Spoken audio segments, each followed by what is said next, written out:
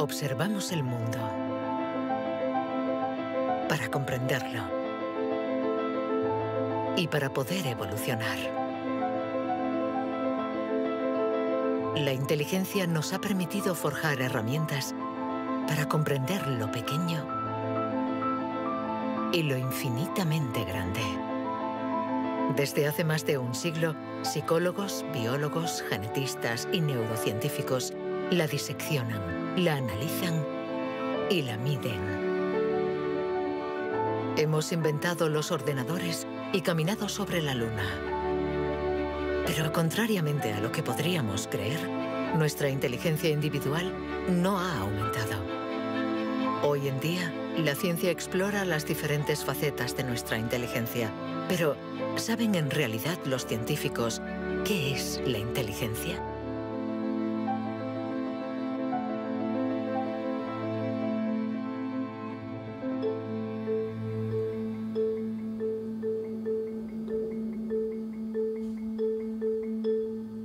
Inteligencia es relacionar, unir elementos diferentes para hallar soluciones. Para entenderla, hay que conseguir dividirla y aislar todos sus componentes. Los investigadores estudian sus diferentes facetas.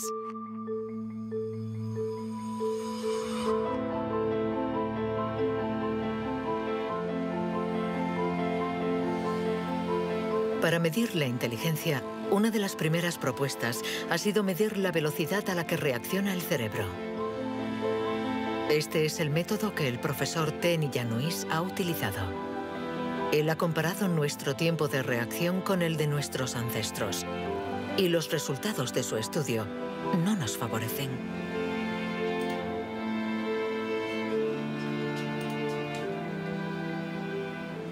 Para medir el tiempo de reacción, mostramos a una persona una luz sobre una pantalla y esta, pulsando un botón lo más rápido posible, debe decir si la luz aparece a la derecha o a la izquierda. No es un acto reflejo, sino una información simple que nuestro cerebro debe procesar. Estos estudios sobre el tiempo de reacción son muy antiguos. Muchos de ellos los llevó a cabo Francis Galton, primo de Charles Darwin, entre 1860 y 1880 en Gran Bretaña. Galton hizo pruebas a muchos miles de personas representativas de la población de la época. La gente tenía entonces un tiempo de reacción muy rápido. Nosotros hemos buscado estudios comparables que hubieran sido hechos durante los últimos 120 años y hemos encontrado unos 15. Al compararlos, hemos podido comprobar que durante los últimos 150 años la gente se ha hecho cada vez más y más lenta. Para el profesor Tenny Yanois, inteligencia es velocidad. Y nuestro cerebro invierte como media 50 milisegundos más que el de nuestros bisabuelos a la hora de procesar una información simple. 50 milisegundos más puede sonar como un algo ridículamente breve.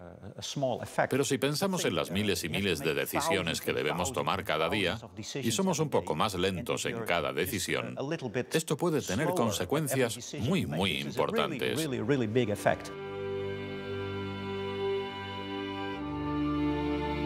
El profesor Tenny Yanois está convencido de que somos menos inteligentes que en el siglo XIX.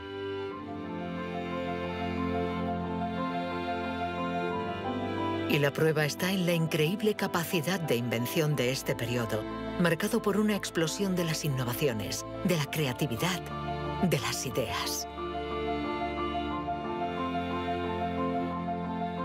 En el siglo XIX hubo muchas innovaciones fantásticas.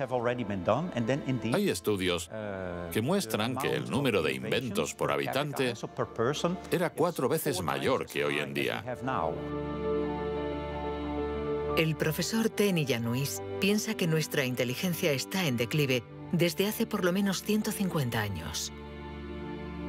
Pero en el siglo XIX, Sir Francis Galton ya pensaba que los ingleses eran bastante menos inteligentes que los griegos de la antigüedad, donde no faltaban las mentes brillantes.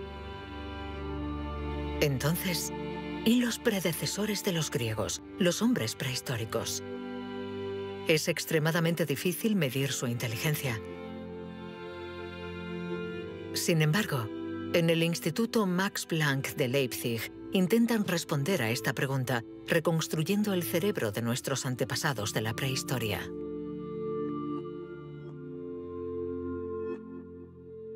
La paleoneurología es una ciencia muy frustrante, porque su objeto de estudio es casi inexistente.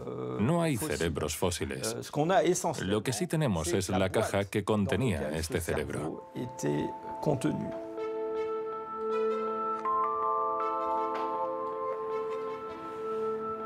Al comparar nuestro cerebro con el del hombre prehistórico, los científicos han encontrado diferencias no solo en la forma, sino también en el tamaño. Algunos de estos individuos tenían un cerebro más grande que el nuestro. Sabiendo que todo lo que somos, todo lo que pensamos, nuestros recuerdos, la personalidad, las emociones, el lenguaje, todo depende de este órgano, entonces, ¿es que la inteligencia está relacionada con el tamaño? Sería absurdo pensar que no hay relación entre el tamaño del cerebro y la complejidad de los comportamientos, es decir, la inteligencia. Esto lo vemos en el reino animal.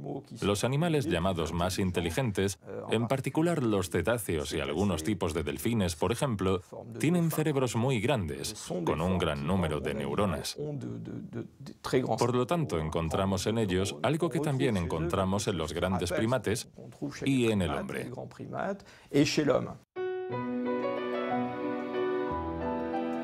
La evolución hizo crecer el tamaño de nuestro cerebro durante 2 millones de años, hasta alcanzar su máximo hace unos 15.000 años. El hombre de Cro-Magnon, que pintó en la cueva de Lascaux hace unos 17.000 años, era un Homo sapiens como nosotros. Pero de todos los Homo sapiens, este era el que tenía el cerebro más grande. El tamaño de nuestro cerebro ha disminuido en comparación con el de este antepasado. Y según algunos investigadores, somos menos inteligentes que él. Pero esta teoría no es compartida por todos. Yo no creo que haya una inteligencia que se pueda medir con una regla y decir que nuestro reciente antepasado era igual o más o menos inteligente. El hombre de Cro-Magnon tenía la inteligencia que necesitaba para sobrevivir en su mundo, pero no para trabajar en un banco. Si viajásemos 25.000 años atrás en nuestra máquina del tiempo para traer al presente al hombre de Cro-Magnon, sin duda se adaptaría al mundo en el que va a tener que vivir. Historically, you guys have struggled to adapt. Yeah, right. Walking upright, discovering fire, inventing the wheel, laying the foundation for all mankind. You're right. Good point. Sorry we couldn't get that to you sooner. Connie, your reaction? We live in a society where the individual ego and the group dynamic are in constant struggle. Response? Yeah, I have a response. What? ¿Más inteligente? ¿Menos inteligente? Cuando intentamos medir la inteligencia, todo se complica. Y sin embargo, lo hacemos continuamente. En las universidades del mundo entero se enseña qué es la inteligencia. Y todos nosotros, sin ser especialistas, la medimos cada día. Todos medimos la inteligencia. Si es usted soltero y va a un bar y conoce a alguien, lo más importante después del físico es la inteligencia. Medimos la inteligencia de la gente siempre. Si hablamos sobre un concepto difícil o hacemos algo que desconocen, ¿cuánto tardan en entenderlo? Medir la inteligencia analizando las respuestas. Evaluando la pertinencia de las acciones. Comparando a los individuos. Un método que dio lugar a la única herramienta de la que disponemos para medir la inteligencia. El cociente intelectual, inventado por Alfred Binet a principios del siglo XX. Alfred Binet criticó bastante a los alienistas, los psiquiatras de la época, que hacían diagnósticos para juzgar la discapacidad intelectual, separando en grandes categorías: los idiotas, que tenían el grado más alto de discapacidad, después los imbéciles y luego los tontos. En opinión de Binet, sus juicios eran discutibles, muy difusos y diferentes de un psiquiatra a otro. Él pensaba que eran necesarios unos criterios objetivos y una única herramienta de evaluación basada en criterios científicos. En 1905, el Ministerio de Educación francés pidió a Binet que encontrara la manera de detectar a los niños con dificultades escolares.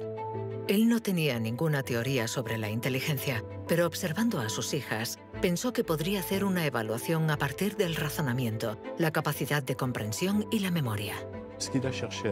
Lo que finalmente intentó hacer fue encontrar para cada grupo de edad los problemas característicos de ese grupo. Por ejemplo, les enseñaba una foto y les preguntaba qué representaba.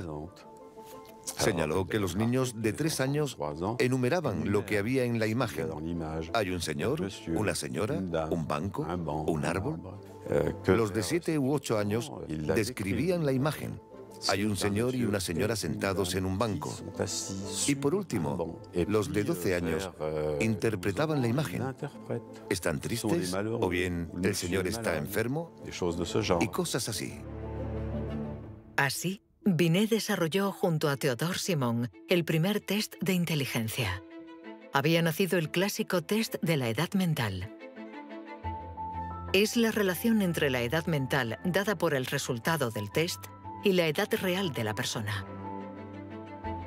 La cifra se multiplica por 100 para obtener el cociente intelectual. Si un niño de 10 años resuelve las pruebas de uno de 12, será un niño adelantado y tendrá un cociente de 120.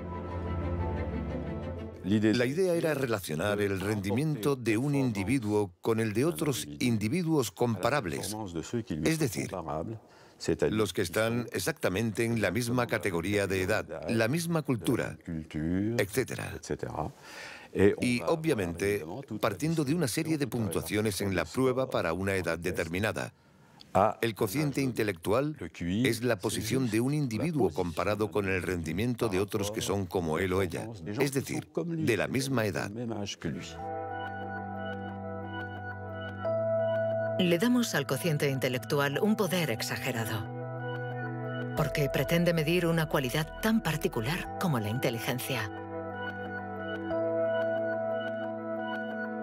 Es difícil resistirse a la tentación de medirse, de compararse. Lo que sí es un poco ridículo es lo que nos encontramos actualmente en Internet, como las páginas web que calculan nuestro cociente intelectual. La gente hace el test, se encuentra con una cifra y la interpreta. Y si, por ejemplo, esta cifra no es buena, pensamos que no somos inteligentes. Es absolutamente catastrófico. El 2. Es ridículo pensar que una cifra defina a una persona. El 4. El 3. Solo un psicólogo hará un test fiable del cociente intelectual. El 2. Ya que debemos saber cómo interpretarlo en relación con el pasado del individuo, su presente El 2 y el 3. y su personalidad. Este cociente mide la inteligencia. Compara a las personas. Pero ¿nos permite saber si nuestra inteligencia ha evolucionado desde que Binet lo inventó hace más de un siglo? ¿Obtenemos mejores resultados en el test hoy? En Nueva Zelanda es donde por primera vez han respondido a esta pregunta. Allí, James Flynn ha hecho un descubrimiento sorprendente que los científicos de todo el mundo han bautizado como el efecto Flynn. El efecto Flynn supone el descubrimiento de que todas las naciones que entraron en la era industrial han obtenido mejoras considerables en los tests de cociente intelectual. He revisado toda la variedad de estas pruebas en 40 países, como en Francia, Holanda o Noruega, donde los jóvenes habían sido llamados al servicio militar. Se les ha dado cada año exactamente el mismo test, y las mejoras son muy evidentes. Hace una o dos generaciones, la gente obtenía una media de 30 respuestas sobre 60. Hoy obtienen 45.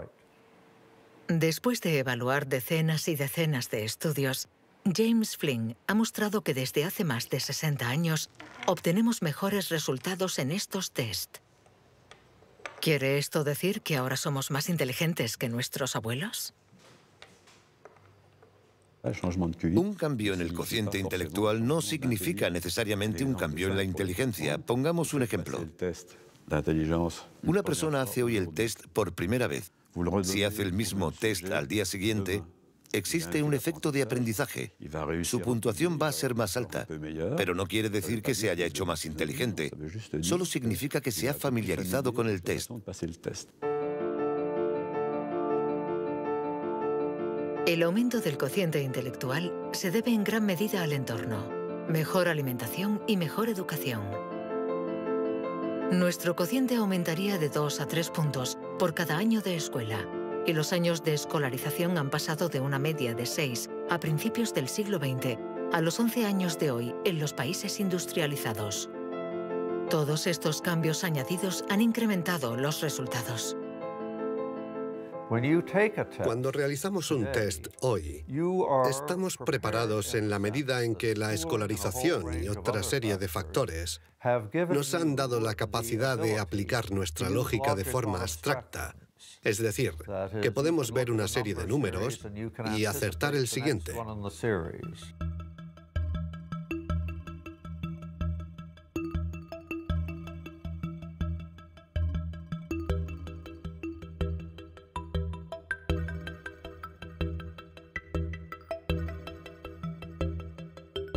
En cuanto a la inteligencia, no hay que fiarse de las apariencias. Tener mejores resultados en estos test no implica que seamos más inteligentes. Se trata solamente de que estamos mejor preparados para pasar el test. Nuestra inteligencia es como un músculo que entrenamos para obtener de él todo su potencial, y con el entrenamiento podemos alcanzar nuestros límites. Las cifras lo demuestran. Tras decenios de mejora, los resultados de los test han llegado al tope. Incluso están empeorando en países como Inglaterra, Dinamarca o Noruega. El aumento del cociente intelectual es un fenómeno que ha durado un siglo, pero todos los países terminarán por llegar al tope de este incremento. Sospecho que la educación formal ha abusado de la capacidad de manipular los conceptos abstractos y, a menos que se produzca una revolución de la pedagogía, los beneficios que ha producido la escuela van a tocar techo, ya que hoy en día casi todo el mundo está escolarizado.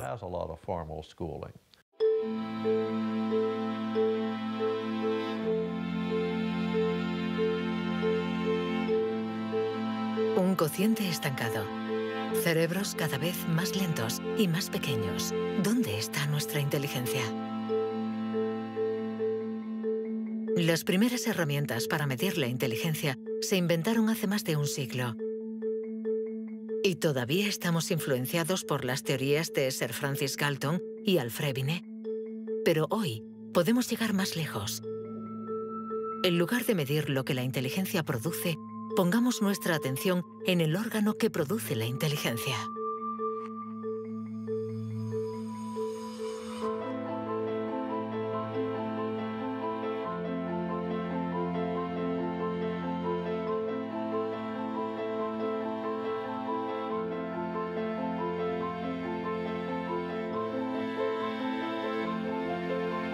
Richard Heyer es psicólogo y neurocientífico en la Universidad Irvine de California.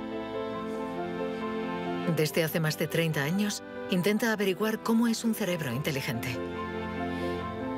Gracias a los progresos de los instrumentos de observación, Heyer y su colega, el profesor Rex Jung, investigan en qué lugar del cerebro se aloja la inteligencia. Veamos el cerebro de Richard Hayer. Vemos un bonito cerebro. El doctor Hayer es una persona brillante e inteligente y vemos todas las regiones que sustentan su inteligencia.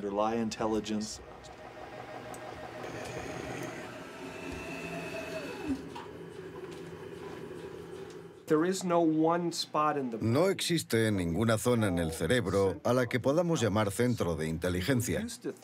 Se pensaba que había un centro de inteligencia en la parte frontal, pero las investigaciones han demostrado que cuando resolvemos problemas de inteligencia en el interior de un escáner, la comunicación bidireccional entre la parte frontal y la parte posterior es muy importante mientras efectuamos la operación. El profesor Hayer es uno de los pioneros en la utilización de modernas técnicas de neuroimagen. Su primer estudio data de 1988.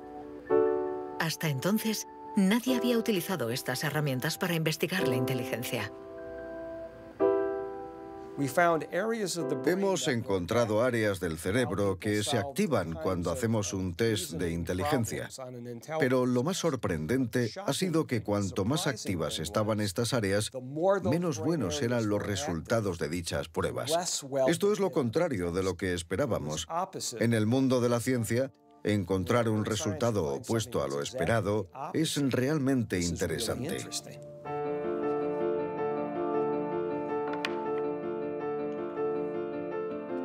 Un cerebro inteligente no es un cerebro que funciona más, sino todo lo contrario. Es un cerebro que funciona menos. Esto es lo que llamamos neuroeficacia.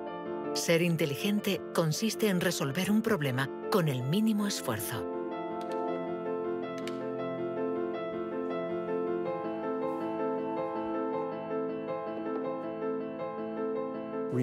Si recordamos la primera vez que condujimos un coche, el primer día en un gran aparcamiento vacío, con alguien sentado a nuestro lado, girando el volante y pensando, ahora tengo que frenar. Sin embargo, hoy conducimos en medio del tráfico de una ciudad desconocida y aún así podemos charlar con los acompañantes, porque nuestro cerebro es ahora mucho más eficaz. Por lo tanto, un alto nivel de inteligencia no está necesariamente ligado a un cerebro que trabaja más, sino a una transmisión más eficaz de la información entre las zonas importantes del cerebro. Cuando se piensa en un proceso tan complejo como la inteligencia, debemos imaginar que el cerebro es como una orquesta con distintas secciones. Pero el verdadero misterio está en cómo interactúan estas secciones, porque, como sabemos, esta orquesta no tiene director. Si el cerebro es una orquesta, entonces la inteligencia es la música.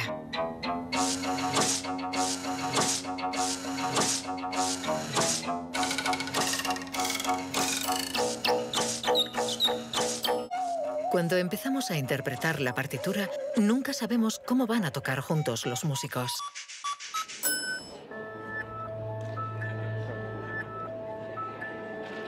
En la Universidad de la Sorbona, el profesor Olivier Houdet busca un director para esta orquesta. Para encontrarlo, mide la actividad eléctrica del cerebro mientras los niños resuelven problemas.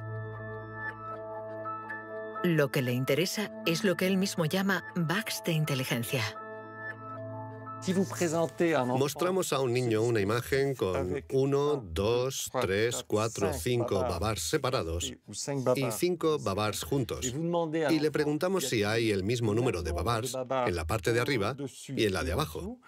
Hasta los 7 u 8 años, todos los niños del mundo responderían, hay más arriba, porque la imagen es más larga. El cerebro de los niños es fácil de engañar por la inteligencia visioespacial, según la cual longitud es igual a número. Esto significa que tenemos caminos neuronales distintos para resolver una misma tarea.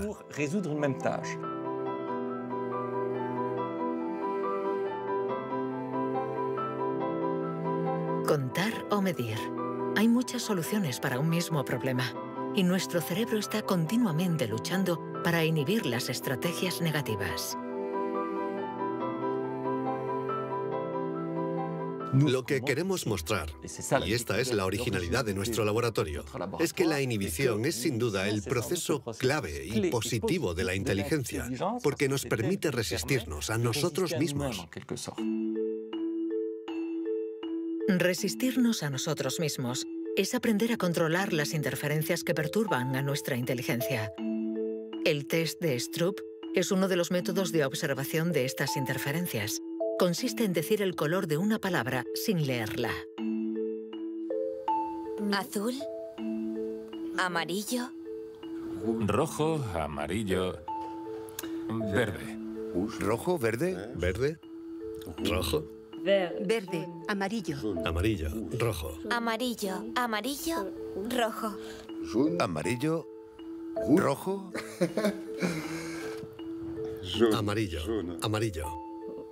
Rojo, verde. ¿Rojo? ¿Amarillo? ¿Azul? ¿Verde?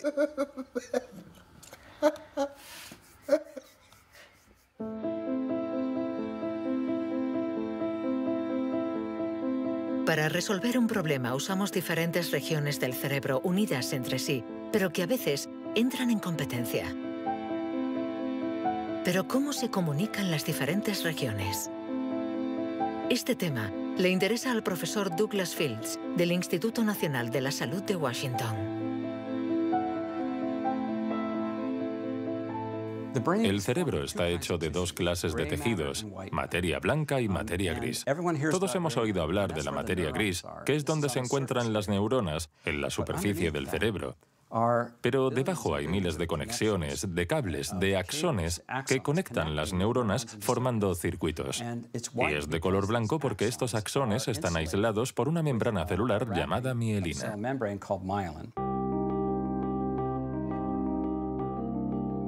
La mielina envuelve los axones y permite que la información circule de forma rápida y eficaz en el cerebro.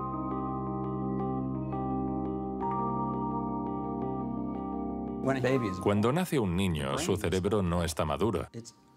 Sus funciones son mínimas. Un bebé no puede hacer casi nada. No puede alimentarse, su visión es muy limitada, no puede andar ni sujetar su cabeza. Esto se debe a que nuestro cerebro está siendo permanentemente moldeado por el entorno. Y una de las cosas más interesantes respecto a la mielina es que se forma después de nacer. La mielina es esencial para que la información circule de forma eficaz por el cerebro. Es esencial para nuestra inteligencia. Pero en la actualidad, la formación de la mielina está alterada. Barbara Demnex, endocrinóloga del Museo de Historia Natural de París, estudia cómo nuestra inteligencia está amenazada por uno de los azotes del siglo XXI. La contaminación. En cualquier parte del mundo donde vivas, estarás expuesto a ciertas sustancias químicas que interfieren en el funcionamiento de la hormona tiroidea.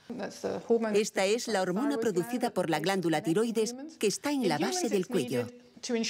Es necesaria para el desarrollo del cerebro desde las primeras etapas del feto hasta una edad más avanzada como la mía, para asegurar el mantenimiento de las funciones mentales, incluida la mielinización. La Autoridad Europea de Seguridad Alimentaria ha analizado 297 pesticidas. Entre ellos, más de 100 afectan al funcionamiento de la hormona tiroidea, como el bisfenol A, el PCB y los productos ignífugos. Productos químicos con los que estamos en contacto a diario. El equipo de Barbara Demnex ha demostrado que estos productos bloquean los receptores específicos de la hormona tiroidea de cada una de las células cerebrales y los efectos son considerables. Hay una evidencia sólida. Los científicos hemos observado los niveles de exposición en las madres. Se han comparado diferentes niveles de exposición y hemos visto que los niveles más elevados estaban asociados a una pérdida de 5 a 6 puntos de cociente intelectual en sus hijos. Cierto es que la mayoría de nosotros no percibimos la diferencia, pero es evidente que 5 puntos menos de cociente intelectual pueden suponer una gran diferencia en cuanto al éxito escolar o al éxito en la vida. Y saberlo puede ser muy preocupante para los padres.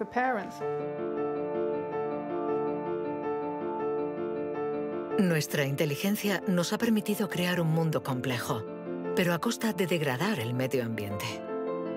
Y podríamos estar pagando el precio si esta degradación afecta a nuestro cerebro, actuando, por ejemplo, sobre la mielina. Pero si este fenómeno se confirma, ¿qué haremos? Durante más de un siglo, hemos pensado que los procesos mentales se debían solo a la actividad eléctrica de las neuronas. Pero hoy, los neurólogos han comenzado a explorar nuevos campos. Tan solo el 15% de las células del cerebro son neuronas. El resto, el 85%, no se comunican mediante impulsos eléctricos. Las llamamos glía. Nuevos métodos nos han permitido ver, para nuestra sorpresa, que las células gliales se comunican entre ellas y con las neuronas sin electricidad. Esto es un punto de partida fascinante, porque supone un cambio fundamental de conceptos respecto al funcionamiento del cerebro a nivel celular. Células gliales. Células mucho más numerosas que las neuronas y que forman su entorno. Algunas fabrican la mielina. Otras alimentan a las neuronas y las protegen. Estas se denominan astrocitos. Y un descubrimiento inesperado indica que los astrocitos juegan un papel en la inteligencia. Todo comenzó con un genio. En abril de 1955, en el Hospital Princeton de New Jersey, el patólogo Thomas Harvey dirigió la autopsia de Albert Einstein. El 18 de abril, a las 8 de la mañana, decidió robar el cerebro del hombre considerado como la encarnación del genio. Pretendía examinar este preciado órgano para encontrar el secreto de la inteligencia. Después de esconderlo en su casa durante 27 años, autorizó a otros científicos a examinarlo.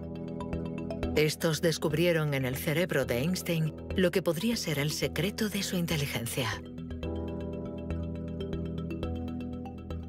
El cerebro de Albert Einstein fue examinado para ver qué era lo que lo hacía más inteligente, y no pudieron encontrar ninguna diferencia en el número de neuronas ni en el tamaño.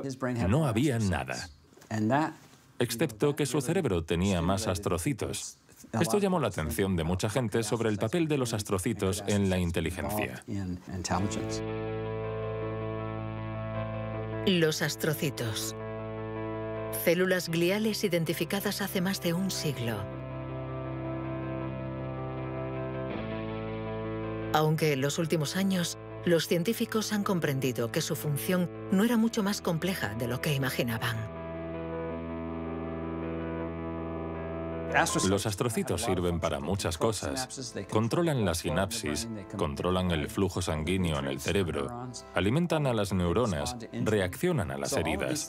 Todas estas cosas estaban consideradas como tareas menores que los astrocitos hacían en el cerebro, y no habían sido tomadas muy en serio hasta que se dieron cuenta de lo determinantes que son los astrocitos para las neuronas.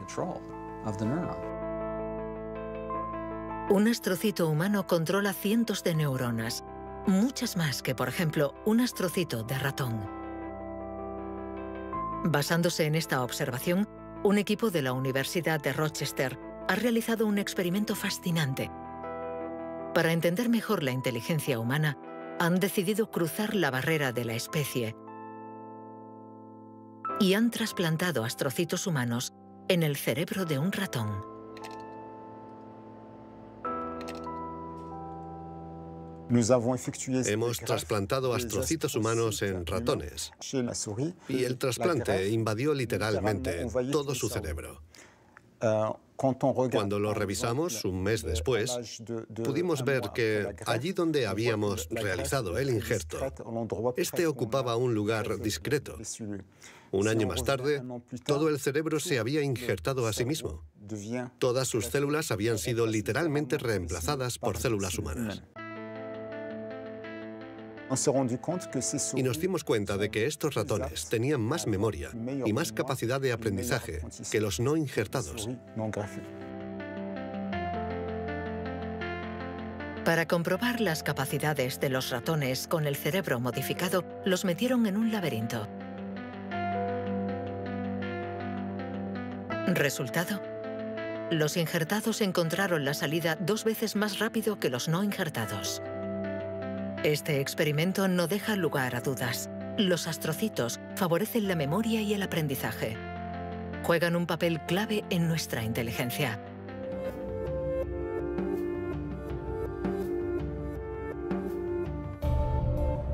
La inteligencia se refleja en el funcionamiento del cerebro. Pero ¿cómo se explica la diferencia entre las inteligencias de nuestros colegas, amigos o padres? ¿Es que tienen más materia blanca, menos astrocitos o sus neuronas son más rápidas? El origen de nuestras capacidades se encuentra en parte en nuestros genes. Robert Plomin estudia la genética del comportamiento.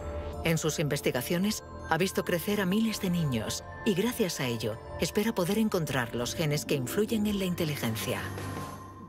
A menudo la gente desea saber en qué medida la inteligencia viene determinada por los genes. En primer lugar, hay que insistir en que la palabra determinar no es adecuada. Debemos decir influenciar, ya que, como sucede con el tamaño, está estrechamente relacionado con los genes, pero no determinado por ellos. Si somos altos, es probable que nuestros hijos sean más altos que la media, pero si están mal alimentados o enfermos, serán más bajos. Esto no es determinar, es influenciar. En otras palabras, los genes nos dan el potencial y el entorno decide el resultado final. Para entender las relaciones complejas entre genes e inteligencia, Robert Plomin ha realizado miles de test en gemelos. Los gemelos idénticos tienen la particularidad de ser clones, tienen exactamente los mismos genes. Son completamente idénticos.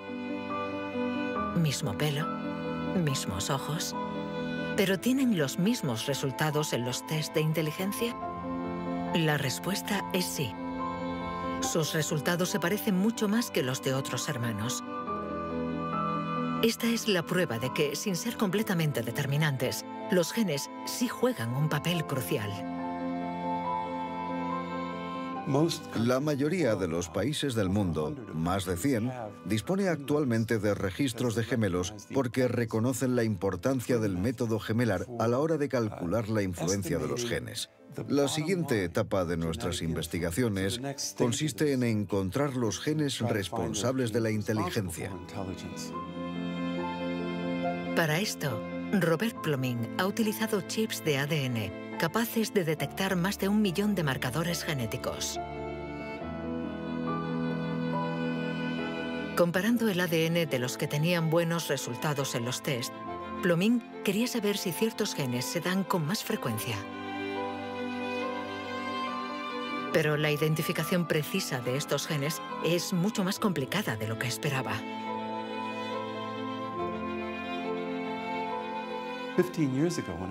Hace 15 años, cuando comencé a buscar los genes de la inteligencia, nadie imaginaba que sería una tarea tan difícil.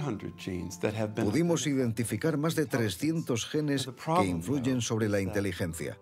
El problema era que habíamos estudiado solo el 1%.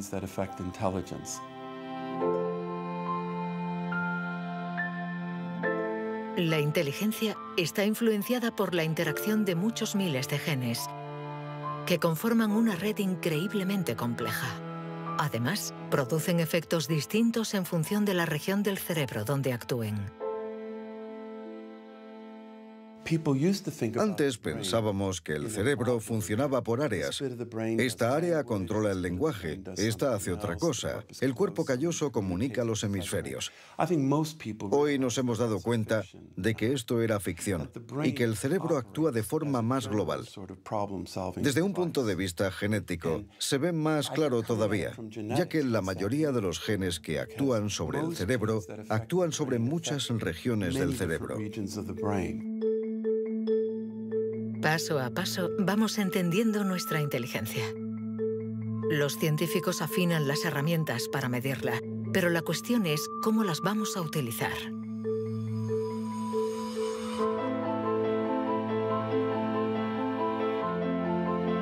La inteligencia es lo que mejor predice nuestro nivel de estudios o nuestro empleo. Por lo tanto, hablar de la inteligencia es delicado, ya que tendemos a valorar, clasificar y jerarquizar con el riesgo a equivocarnos que conlleva. El error de razonamiento está en considerar que la inteligencia puede ser esencialmente hereditaria. Y esto nos ha llevado a divagaciones, en mi opinión, total y absolutamente ridículas. Por ejemplo, en 1924, creo, se votó en Estados Unidos una ley que restringía la inmigración mediante cupos, porque en los test daban resultados menos buenos. Y se suponía que los inmigrantes eran hereditariamente menos inteligentes. Se limitó, pues, su entrada al país para evitar un descenso en la media. Como sabemos, entraban por la isla de Ellis, frente a Nueva York, donde muchos de ellos eran devueltos, sobre todo aquellos que se anticiparon al auge del nazismo. Pienso especialmente en los judíos de Europa del Este que fueron expulsados por razones absolutamente estúpidas. Durante mucho tiempo, creímos que nuestro origen era determinante y que nuestra herencia controlaba nuestras vidas. Después, por suerte, la ciencia ha abandonado esta visión determinista. Pero la inteligencia es algo especial. Un tema tan sensible que los pasos en falso han marcado su historia. William Shockley, físico visionario y premio Nobel por su descubrimiento del transistor, resultó menos brillante en sus estudios sobre la inteligencia. Dr. Shockley, if you could answer it yes or no, I would appreciate it. Do you believe that black people are inferior in intelligence because of their heredity? What I say is this. My research leads me, and it's a tragic conclusion, really, my research leads me inescapably to the opinion that the major cause of the American Negro's intellectual and social deficits is hereditary and racially genetic in origin, and thus not remediable to a major degree by practical improvements in environment. Then what do you see as the solution to the problem? I would propose that you would offer a bonus to everyone to be sterilized. The offer is based upon the best estimates, best scientific estimates that one can have of any genetically carried disabilities. 1974, prácticamente ayer, una época nada lejana. Algunos utilizaban el cociente intelectual para justificar su racismo y excluir lo diferente. Joseph Skobanek sufre el síndrome de Asperger, una forma de autismo compatible con un cociente elevado. Graduado en ciencias políticas, doctor en filosofía y escritor, con 6 años no hablaba una palabra. Hoy habla 7 idiomas, entre ellos el hebreo, el árabe, el persa y el azerí. Yo formaba parte de esos niños cuyo destino era la basura. Durante mucho tiempo nos dijeron que las personas autistas eran deficientes intelectuales. Autismo llegó a ser casi sinónimo de discapacidad intelectual. Sin embargo, hoy sabemos que esto no es así. Toda sociedad humana necesita una jerarquía, Necesita gente que marque la diferencia. Y tendemos a resumirlo todo bajo un criterio único. En Estados Unidos, la calidad humana y las jerarquías se definen por el cociente intelectual. En Francia puede ser cualquier concurso administrativo. En la China imperial eran los famosos exámenes del mandarín. Pero todo esto reposa sobre una idea central, y sin embargo errónea, la de que hay una única escala para medir la inteligencia de la humanidad. Y todo aquel que predica estas teorías se sitúa a sí mismo en lo más alto.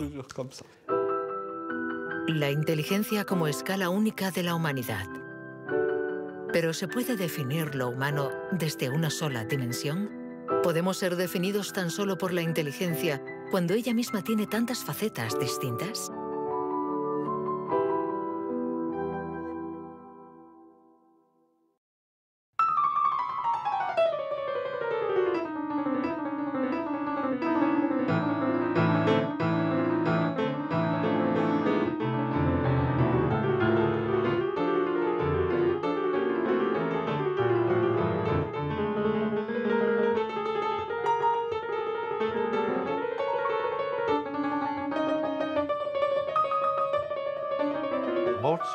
Nos han dicho siempre que Mozart podía tener en la mente una sinfonía entera.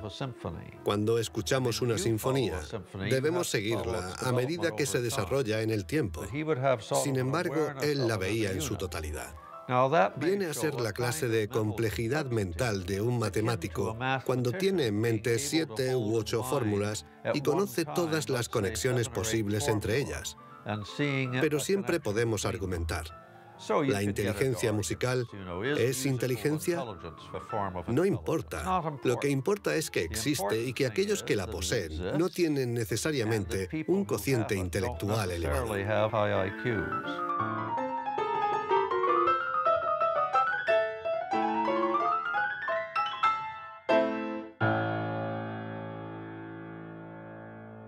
Siempre ha existido una reticencia a considerar que existen formas distintas de inteligencia y una cierta tendencia a querer determinar un cociente intelectual general.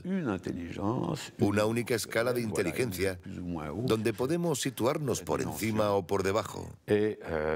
Pero la realidad lo contradice. Existen numerosas formas de inteligencia y podemos tener un nivel muy alto en algunas de ellas y un bajo nivel en otras. Esta idea estaba en los primeros estudios sobre la inteligencia. Hoy, los científicos ya han aceptado que sea cual sea el método utilizado, no van a conseguir medir la inteligencia con una escala única.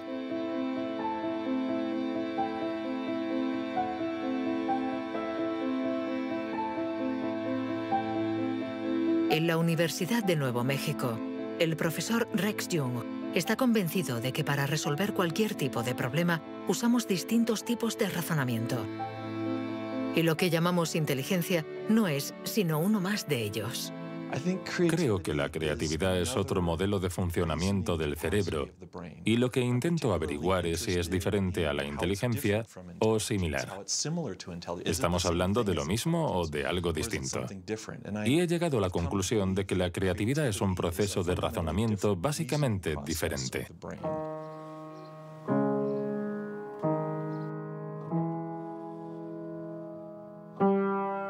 Leer una partitura es ser inteligente utilizando nuestros conocimientos.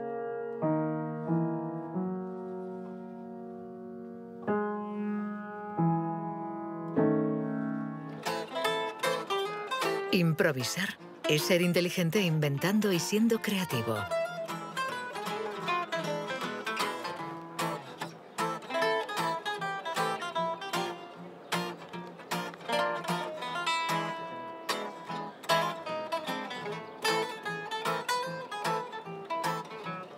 Un músico puede ser a la vez inteligente y creativo, un sujeto de estudio ideal.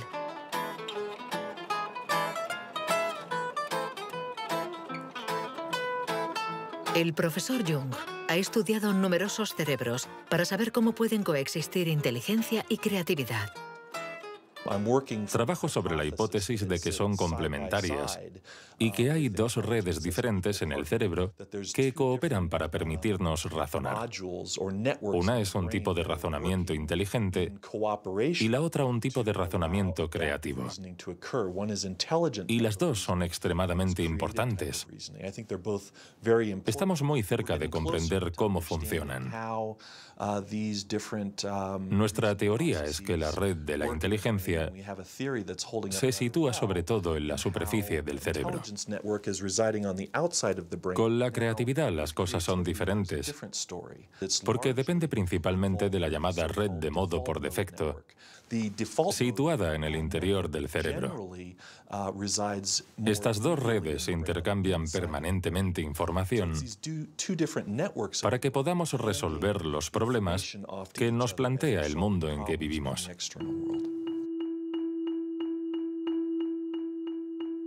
Todos hemos experimentado esa sensación de una idea que surge de no se sabe dónde con la fuerza de la evidencia. Lo que nos revelan los neurocientíficos es que la forma de razonamiento inventivo creativo es una única forma de razonamiento. ¿Podemos ser inteligentes sin ser creativos? ¿O creativos sin ser inteligentes? ¿Esta cuestión tiene sentido? Para evolucionar de forma inteligente, ¿no necesitamos todos los recursos de nuestra mente? No podemos ser creativos, por ejemplo, en física, si solo tenemos formación en física. Para ser creativos en física, necesitamos estar educados en ese universo extraño y poder utilizar y reutilizar los mecanismos mentales que hemos aprendido en otros contextos. El problema de las investigaciones estériles es que se encierran en su burbuja y no dan ni reciben información. Por el contrario, las personas creativas son aquellas que importan ideas de un universo a otro.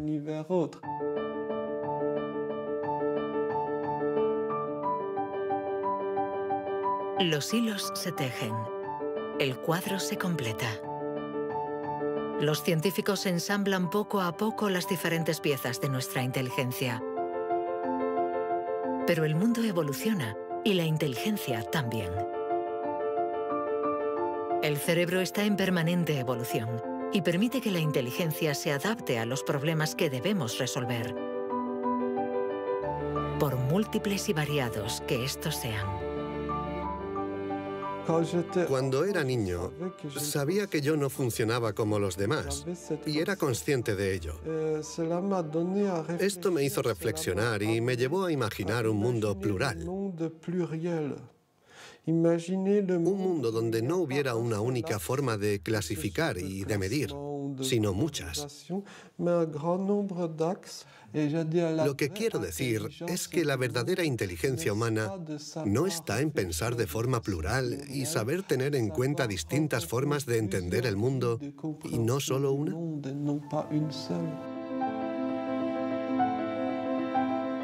El papel de la ciencia no debe ser el de decir si somos más o menos inteligentes que nuestros vecinos o que nuestros antepasados, sino el de ayudarnos a entender cómo funciona nuestro cerebro. Así, sabremos cuidar nuestra inteligencia y también mejorarla para tejer hilos de unión entre nosotros y la diversidad que nos rodea.